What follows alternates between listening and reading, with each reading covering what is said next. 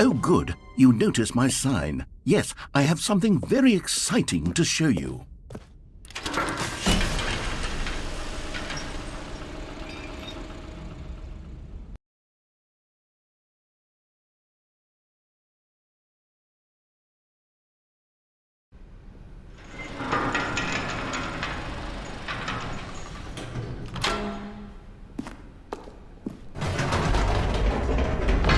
You see, Stanley, I've been reflecting on the Stanley Parable and about how roundly disappointing this ultra deluxe version has turned out to be. The original Stanley Parable was a landmark, and any new content for it should live up to that legacy. So forget this ultra deluxe nonsense. I say we take it one step even further. Which is why I'm very proud to announce for the first time ever, the Stanley Parable 2.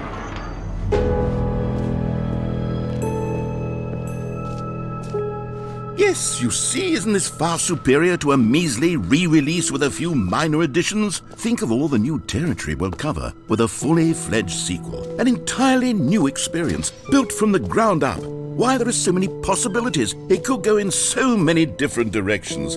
This is what fans have truly been asking for. Now, to be clear, I haven't quite nailed down what exactly the Stanley Parable 2 is going to be, but let's take a look at some of the features I've been developing for it. I figure that if I can loosely organize a handful of interesting concepts, that surely the game will sort of naturally spring up around them. It'll all work itself out. Game development is much more of a fuzzy magic than anything scientific or logical, really. Here we are. Go on, try out some of the new features.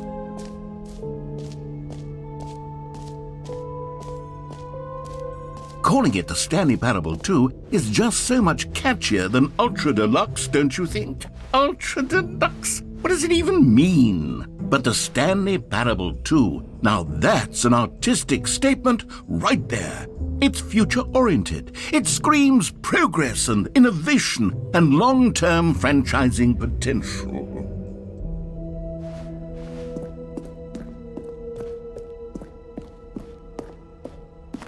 Oh, goodness.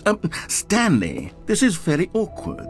I hate to do this, but before you leave, you really should go to both the exhibits for the bucket and the collectibles. You see, there's a surprise I was going to spring on you later, and it involves both of them. And I really do hate to break the illusion, but it's important that you go see the collectibles and the bucket, okay? All right, I'll get out of your hair now. No? You're just going to ignore my advice? Fine.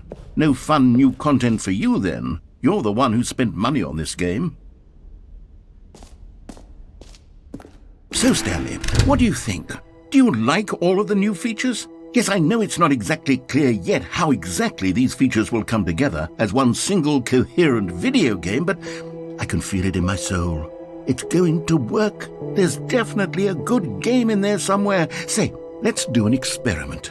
I'll arrange these new features together, and we'll see whether or not it coheres into a meaningful gameplay experience. Okay. Are you ready?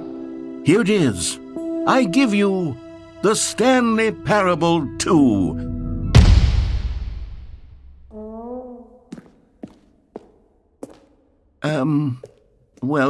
I mean, there's potential here, right? It's sort of... Okay, never mind. Hold on, let me do a different arrangement. Okay, yes, this is much better. I feel good about this. Here we go. Version 2. Who am I kidding, Stanley?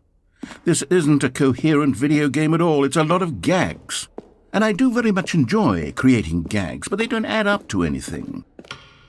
I wanted more than anything to create a sequel that would capture all the magic of the first game. I wanted fans to love it. No matter how good these gags are, they won't stand on their own. They would need the structure and the gameplay of the original. Wait, maybe that's it.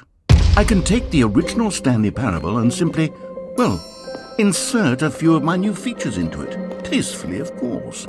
With respect. With care for the vision and integrity of the original game. Would it possibly work? I suppose it could, but it would need a really, really tremendous title screen. A title screen that says with bold and uncompromising conviction, "This is the Stanley Parable 2." Let me see if I can whip something up. All right, perfect. Go ahead. Take a look.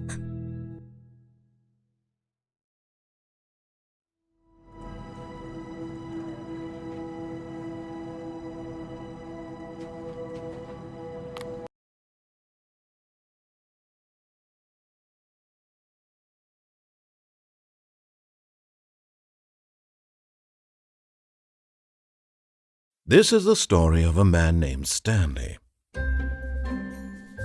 Stanley worked for a company in a big building where he was employee number 427. Employee number 427's job was simple. He sat at his desk in room 427 and he pushed buttons on a keyboard. Orders came to him through a monitor on his desk, telling him what buttons to push, how long to push them, and in what order. This is what employee 427 did every day of every month of every year. And although others might have considered it soul-rending, Stanley relished every moment that the orders came in, as though he had been made exactly for this job. And Stanley was happy. And then one day, something very peculiar happened. Something that would forever change Stanley. Something he would never quite forget. He had been at his desk for nearly an hour when he realized that not one single order had arrived on the monitor for him to follow. No one had showed up to give him instructions, call a meeting, or even say hi. Never in all his years at the company had this happened, this complete isolation. Something was very clearly wrong. Shocked, frozen solid, Stanley found himself unable to move for the longest time.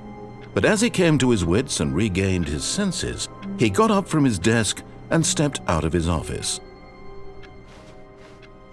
All of his co-workers were gone. What could it mean?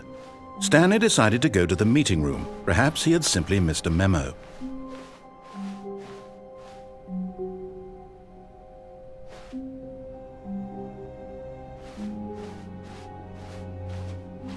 When Stanley came to a set of 2 open doors, this was not the correct way to the meeting room, and Stanley knew it perfectly well.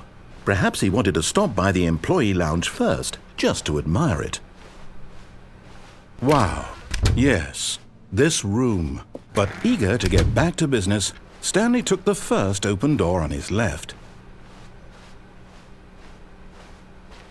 Stanley was so bad at following directions, it's incredible he wasn't fired years ago.